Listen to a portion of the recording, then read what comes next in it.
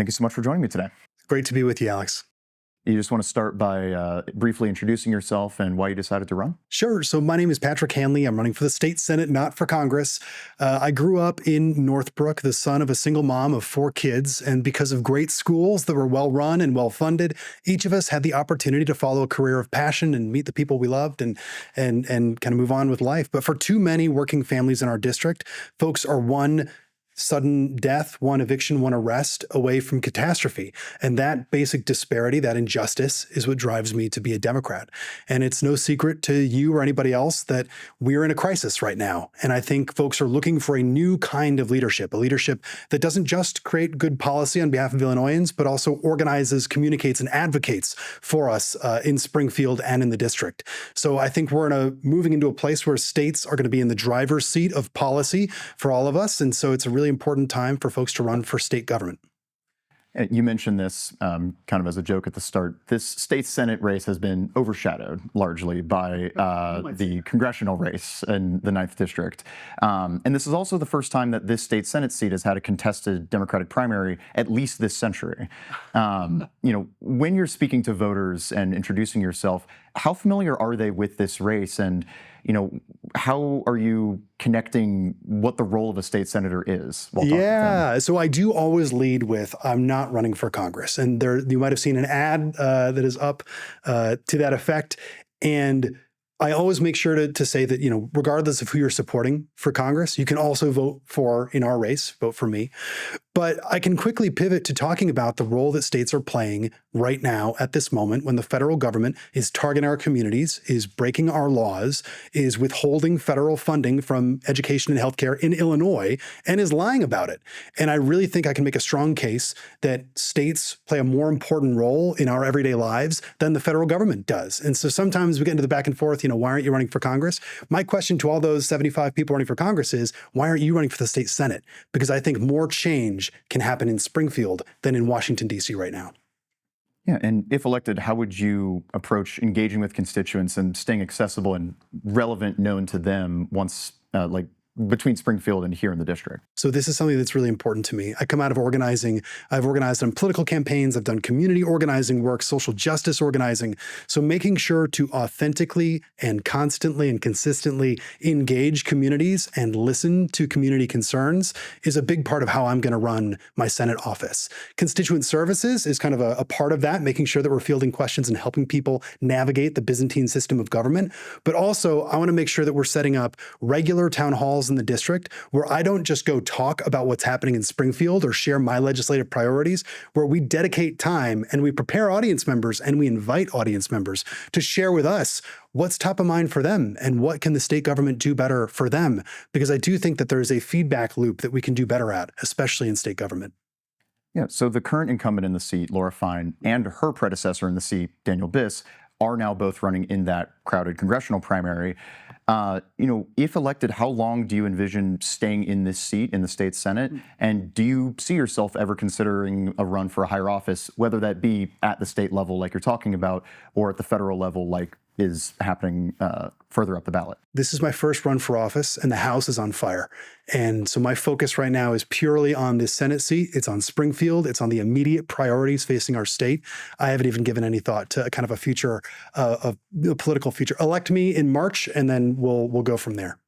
Gotcha. So it's your immediate priorities are like next 4 years, like what can we do in this first term? We're in this crazy transition where states are asserting themselves in an almost unprecedented way. We need to figure out how to fund our priorities without relying on a federal government we can't trust. We need to join together with other states to fund priorities the federal government has fallen back on, things like meteorology and cancer research, pretty uncontroversial ideas. And we need to sort out through the courts, through legislation, through community action and resilience, what is the role of a state right now? And that's a big job and an important one, and one that I look forward to tackling. Yeah. Building on that, being state legislator, and do we need to, are we good? Okay. I thought you sent that. Okay. Let me restart. All good. Building on that, talking about what it's like to be a state legislator, like what the approach needs to be, this conflict that's currently existing with the next at least 2 years of Republican control federally in the White House, how much do you see the state taking an adversarial or I don't want to say conflicting role, but more confrontational role with the federal government? And do you see any limits to that as far as what the state can do to separate itself? Yeah, this is a really important question. And I wouldn't use the words confrontation or adversarial, but I would say that our core priority must be protecting Illinoisans from a federal government we can't trust. We've seen in the ICE raids in the fall, we anticipate DHS and ICE may come back in the spring, how they are using quota systems and dragnets to pick up Black and brown individuals in Evanston, in our communities, and then lying about it to us. They are coming after protesters, killing protesters in the streets. And so to the extent that the state has a role in this and local law enforcement has a role in this, it needs to be protecting Illinois from a federal government. So last week in the Tribune, Lake County State's Attorney Eric Reinhart wrote that his office is prepared to arrest ICE agents. And a couple days later, I published a letter to the editor agreeing with him and amplifying that. I think that is the way that local, state, public officials need to be thinking about this moment, because not only are we playing a defensive role, I think the state needs to play a clarifying role in state and federal relations.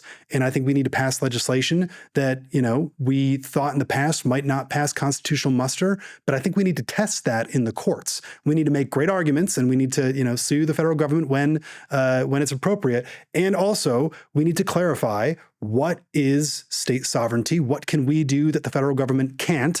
One of the major ways the federal government regulates us is through the Interstate Commerce Clause, but that only applies to goods that are passing state boundaries. What can we keep in Illinois that would then exempt us from adversarial federal action on our commerce and on our trade?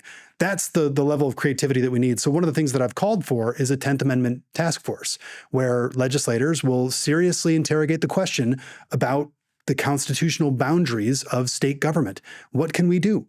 There's something called the State Defense Force that is kind of this defunct, militia that exists on the books, but the state hasn't used it.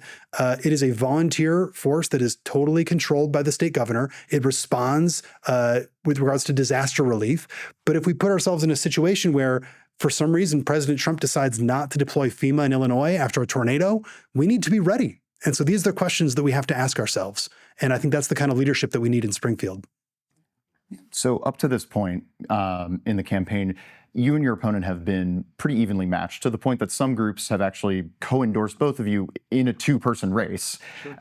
What is a quality or aspect of your approach as a state senator that you would say differentiates you?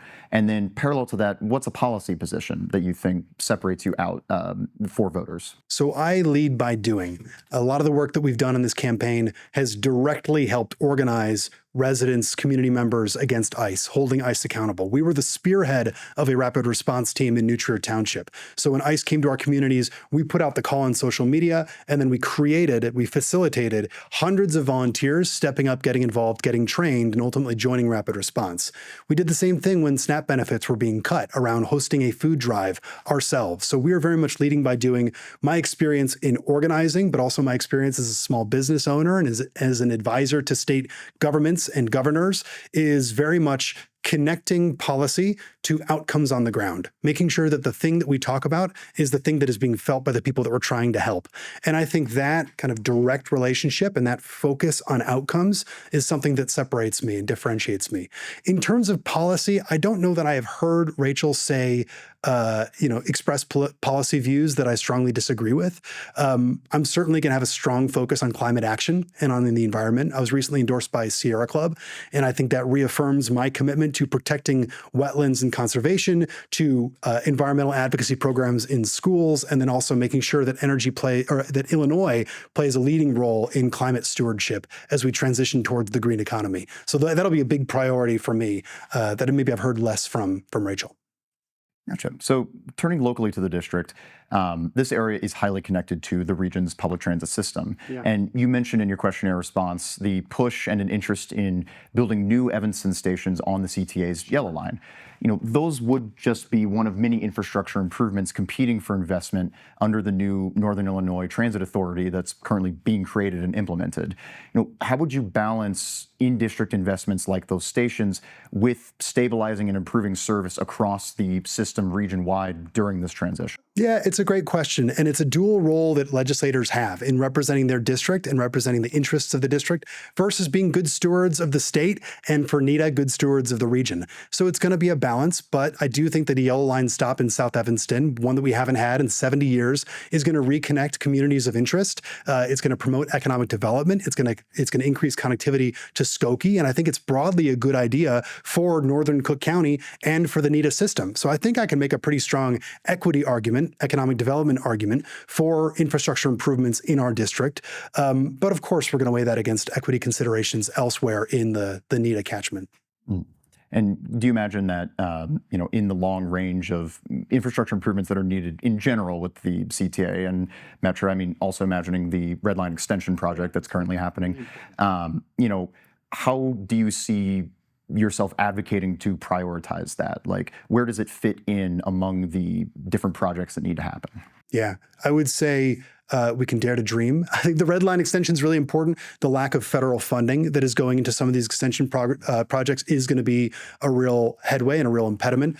But the Yellow Line station and things like it in Evanston, protected bike lanes, dedicated bus lines, all of these really great transit ideas are things that I'll advocate for in Springfield. And then a measure of my success is going to be whether or not I can make the case convincingly and make the case that this is part of a regional economic strategy, which again, I think that it is, but also how well can I build relationships with my colleagues? And we've already been endorsed by 5 sitting state senators and 3 former state senators. And we've got really good relationships with a number of state senators, not just in our area, but also in downstate that I've been chatting with and connecting with. So I'm already building a decent network of support in the Senate. And so I think I can pull from that and deliver for folks in our district. So Illinois faces numerous financial challenges right now, not only from the current federal climate, but also from deeper issues with the state's revenues and obligations.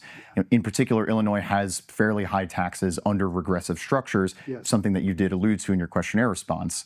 And Governor Pritzker had pushed for a constitutional amendment for a graduated income tax in 2020. That failed at the time, 53-47.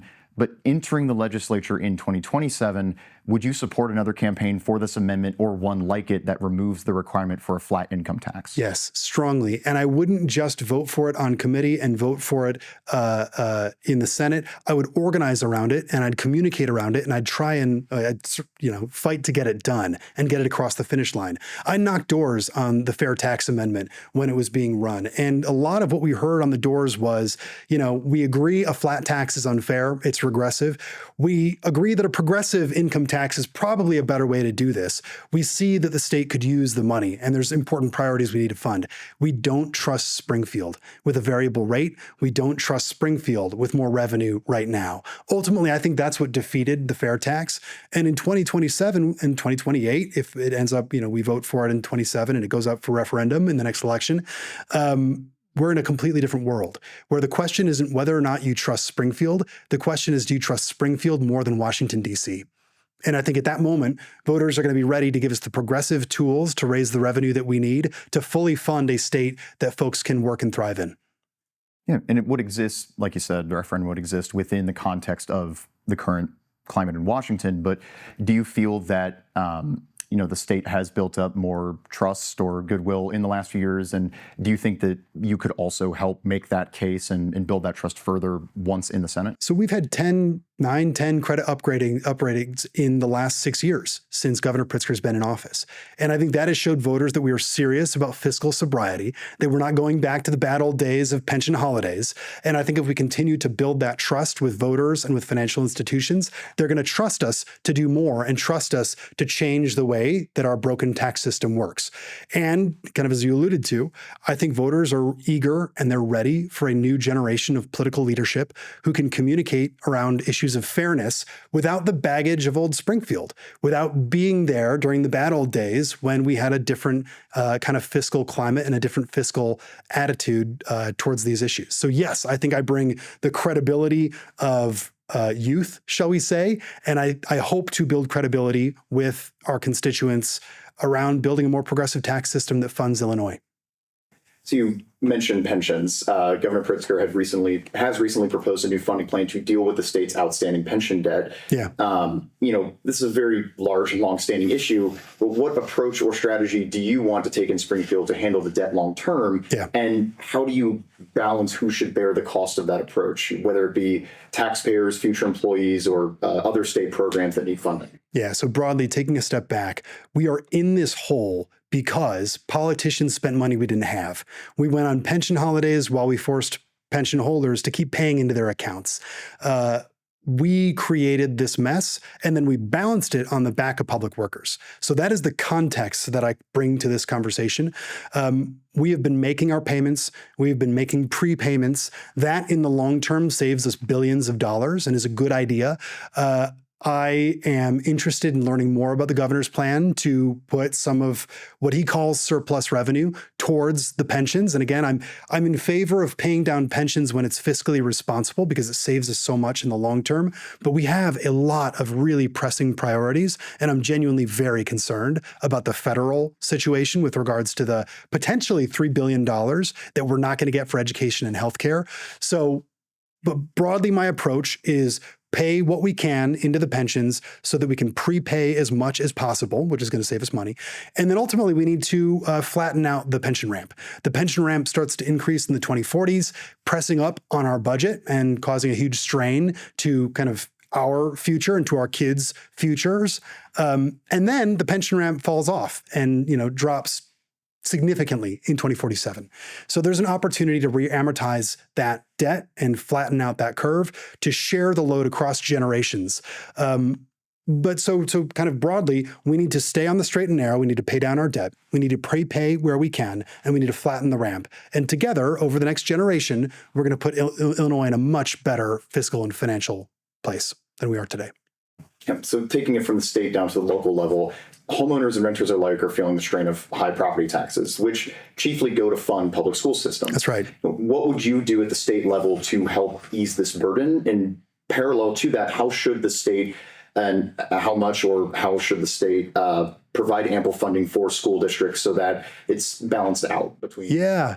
Well, let me take the second one first. We have created the evidence-based funding formula, which is contributing hundreds of millions of state dollars to districts all over the state and in Cook County. And I think that is a really good way to top up places that just don't have the home or the commercial values to fully fund, adequately fund high-quality education for all students in Illinois. I think opportunity and access to quality education is something that we should guarantee to every child and every student and every family. So that is good, and we'll continue to ramp up that funding until we meet adequacy, and I support that.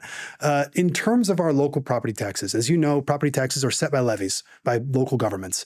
There are a few things that the state can do around exemptions to protect the most vulnerable from some of these property taxes, but every time we create an exemption, that increases taxes on everybody else. So I'm open to it. I'm open to a senior tax freeze. I'm interested in learning more about exemptions that would really help people stay in their homes. And also, the job really is coordinating across our local districts to make sure that no district is taxing beyond which the taxpayers can bear, and that districts are working together to make sure that living here and staying here is affordable for more people. There is a circuit breaker rule that is kind of moving around in the legislature. Again, it's interesting, and I like the idea. Some homes have been reassessed at values 50, 80% higher than the last assessment, which is a lot, and that turns into property taxes that are owed. And I've spoken to folks who are leaving Evanston because of that very thing.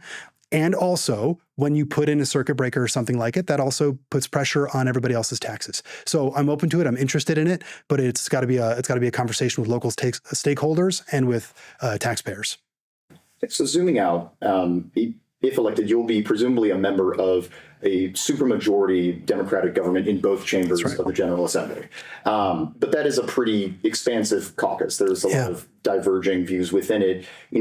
When working with others within the caucus, what can you compromise on? What can you make concessions on, broadly speaking? And then where do you draw the line on, I can't compromise on this, need to stand on it and kind of stand by what I believe? Yeah, when it comes to core values like equity or like integrity in government, those are lines that I'm going to have a much harder time compromising on. When we get into, the level or size of fees here and there, various kind of tax schemes, broad ways to regulate specific industries, that's where the conversation is between colleagues. But when it comes to core values and kind of my core story, I mentioned earlier that I was raised by a single mom. So I was basically raised by teachers and education. So things like education, things like healthcare, equity in our state, and integrity in government are core non-negotiable priorities for me. Yeah, so as of last week, mail ballots have started to be sent out to voters. Local early voting is going to start at the beginning of March. As people are making their decision in this race, what do you want them to keep in mind? I want them to know that I'm a fighter and I'm an organizer, and I represent a new generation of political leadership at a time when folks are pretty frustrated with the Democratic Party. I think people are looking for hope. They're looking for a new direction. They're looking for people who won't just stand up to Donald Trump and fight back against a federal government, but have a vision for an Illinois that they want to live in, that they want to continue to stay in, and that will attract more people. I think there's an Illinois out there that is growing. There is an Illinois that is greener. There is an Illinois that is safer, and an Illinois that is more affordable. And that's the future that I'm fighting for. All right. Thank you so much for joining me. Thanks for your time.